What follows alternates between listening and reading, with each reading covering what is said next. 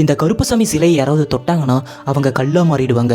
உங்களுக்கு கருப்பசாமி பிடிக்கும்னா கருப்பசாமி ஐயான்னு கமெண்ட் பண்ணிடுங்க. இந்த கிராமத்தில் பார்த்தீங்கன்னா 100 வருஷத்துக்கு முன்னாடி பயங்கரமான ஒரு வறட்சி, சாப்பாட்டுக்கே வழி இல்லாமல் எல்லாம் ரொம்ப கஷ்டப்பட்டு இருந்தாங்க.